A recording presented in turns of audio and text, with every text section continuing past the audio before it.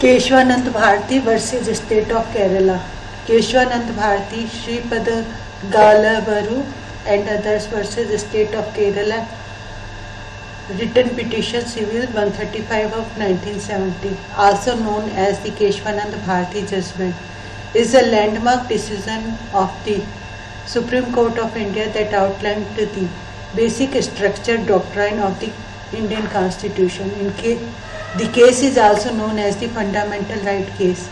The court asserted its right to strike down amendments to the Constitution that were in violation of the fundamental architecture of the Constitution.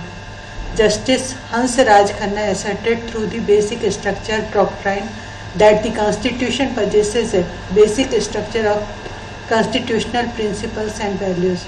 The court partially cemented the prior precedent Golaknath versus State of Punjab, which had the constitutional amendments through Article 368 were subject to fundamental rights review, but only if they could affect the basic structure of the Constitution. At the same time, the court also upheld the constitutionality of the first provision of Article 31C, which implied that amendments seeking to implement the directive principles which do not affect the basic structure shall not be subjected to judicial review. The doctrine forms the basis of powers of the Indian judiciary to review the override amendments to the Constitution of India enacted by the Indian Parliament. The 13th Constitution Bench of the Supreme Court deliberated on the limitations, if any, of the powers of the elected representatives of the people and the nature of fundamental rights of an individual. In a verdict divided 7-6, the court held that while the Parliament has wide powers, it did not have the powers to destroy or emasculate the basic elements or fundamental features of the Constitution. When this case was decided, the underlying apprehension of the majority bench that elected representatives could not be trusted to act responsibly was unprecedented. The Keshwanand judgment also defined the extent to which Parliament could restrict property rights in pursuit of land reforms and the redistribution of large land holdings to cultivators, overruling previous decisions that suggested that the right to property could not be restricted. The case was a culmination of a series of cases relating to limitation to the power to amend the Constitution. Court, Supreme Court of India, full case Keshwanand Bharati, Shripad Galabaru versus State of Kerala, decided 24 April 1973. Citation 1973 for SCC 225, AIR 1973 SC 1461 1461. Case opinions. There are certain principles within the framework of Indian Constitution which forms its basic structure. These principles are inviolable and hence cannot be amended by Parliament. Court membership. Judges sitting: Sikri, Chief Justice, A.N. Grover, A.N. Ray, A.N. Ray, D.G. Palekar, H.R. Khanna, J.M. Shelat, K.K. Matthew, K.S. Hegde, M.H. Bag, P. Jagan Mohan Reddy, S.N. Dwivedi, Y.B. Chandrachud. Case opinions. Majority: Sikri, Chief Justice, Hegde and Mukherjee, J.J., Shelawat and Grover, Jagan Mohan Reddy, Khanna. Dissent: Ray, Palekar, Matthew, Bag, Dwivedi, Chandrachud. Facts.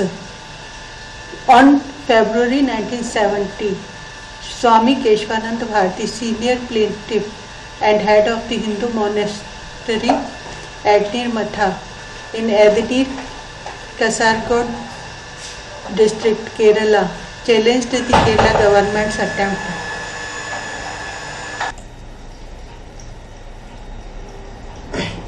Under two Land Reforms Act to impose restrictions on the management of its property.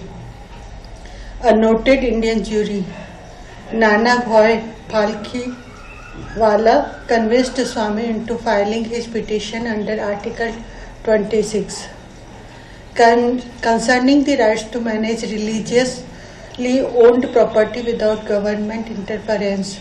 The hearing consumed 5 months and the outcome profoundly affected India's democratic processes.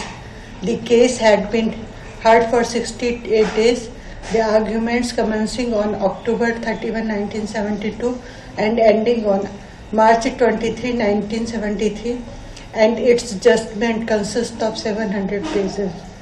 Judgment. The Supreme Court reviewed the decision in Golaknath versus State of Punjab and considered the validity of the 24th, 25th, 26th and 29th amendments. The case was heard by the largest ever constitution benches of 13 judges. The bench gave 11 separate judgments which agreed on some points and differed on others.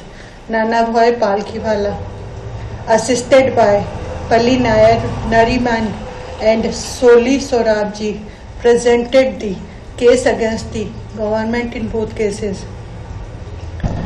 Majority judgment upholding the validity of Clause 1 of Article 13 and a corresponding provision in Article 368(3) inserted by the 24th Amendment.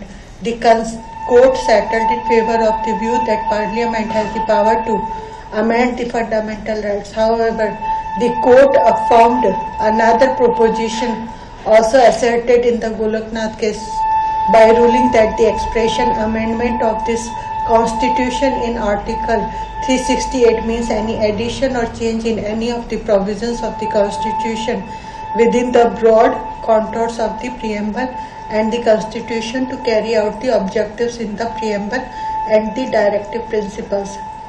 Applied to fundamental rights, it would be that while fundamental rights cannot be abrogated, reasonable abridgment of fundamental rights could be affected in the public interest. The true position is that every provision of the Constitution can be amended provided the basic foundation and structure of the Constitution remains the same.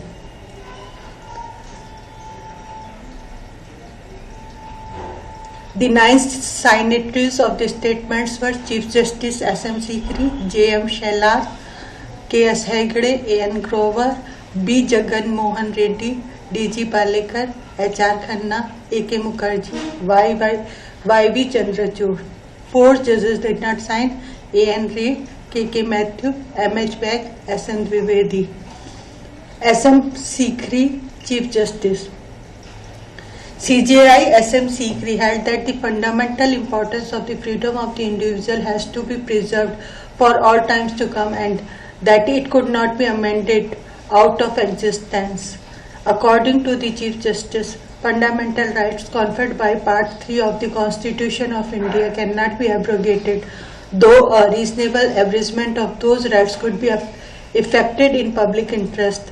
There is a limitation on the power of amendments by necessary implication, which was apparent from a reading of the preamble, and therefore, according to the learned Chief Justice, the expression amendment of this Constitution in Article 368 means any addition or change in any of the provision of the Constitution within the broad contour of the preamble made in order to carry out the basic objectives of the Constitution.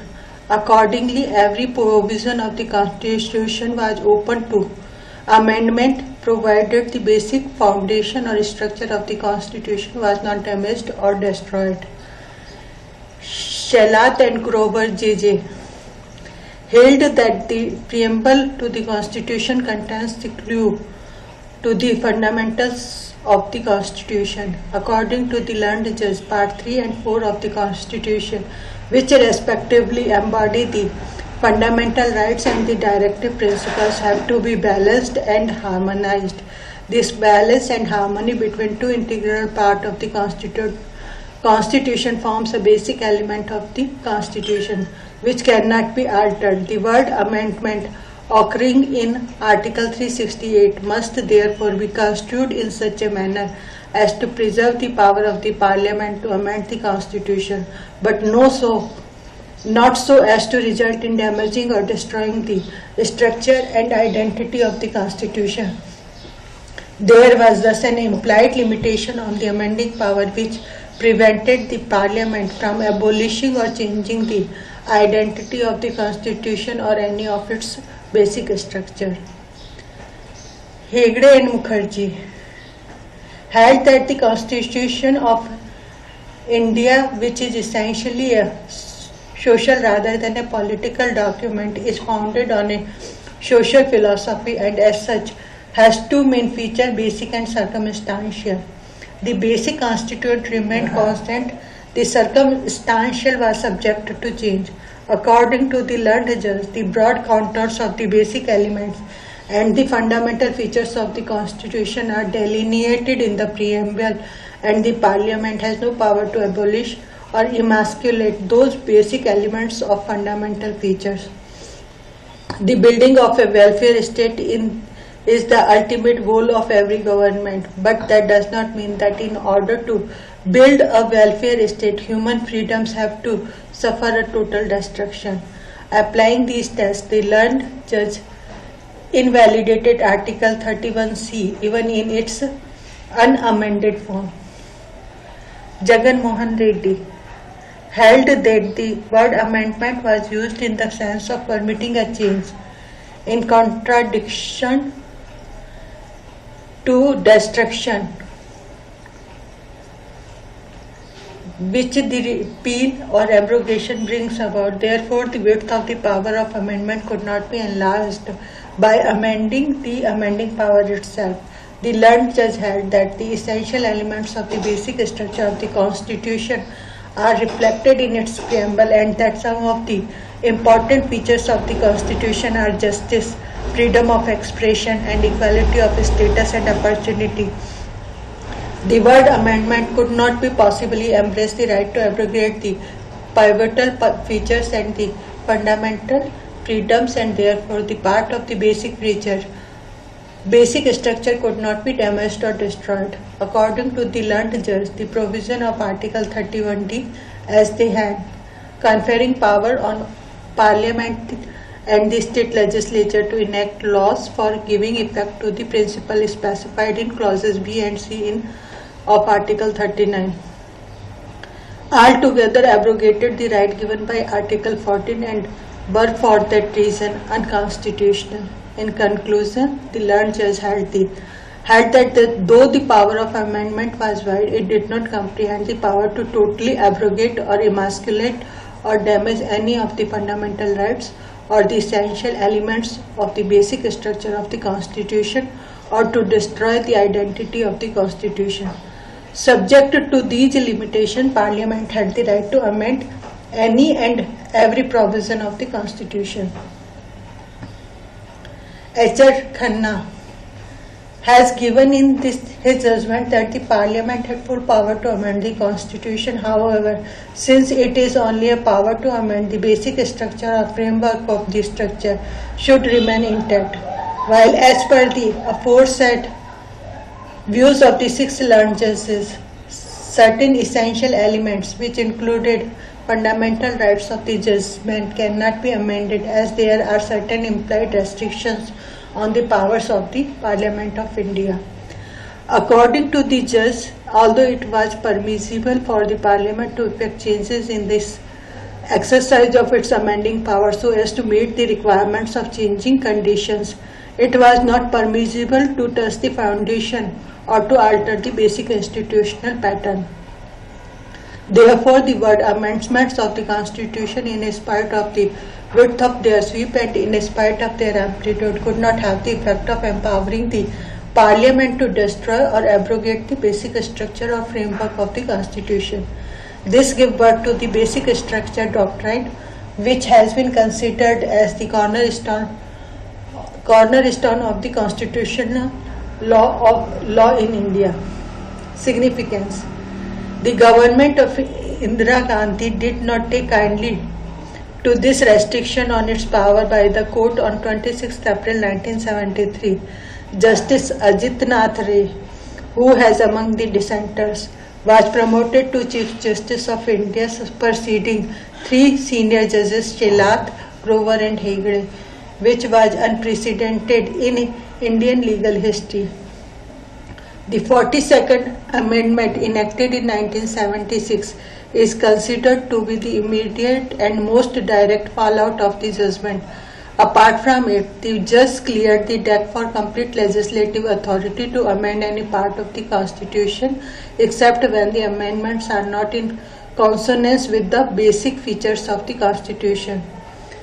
In the 1980 case, Indira Nehru Gandhi versus Raj Narayan, a constitution bench of the Supreme Court used the basic structure doctrine to strike down the 39th Amendment. The 39th Amendment was passed in 1975 during the emergency and placed the election of the President, the Vice President, the Prime Minister and the Speaker of the Lok Sabha beyond the scrutiny of the Indian courts. Adopting this amendment was a move to suppress Gandhi's prosecution. The basic structure doctrine was also adopted by Supreme Court of Bangladesh in 1989 by expressly relying on the reasoning in the Keshwanand case in its ruling to Anwar Hossain Chaudhary versus Bangladesh. 41 DLR 1989 Bangladesh.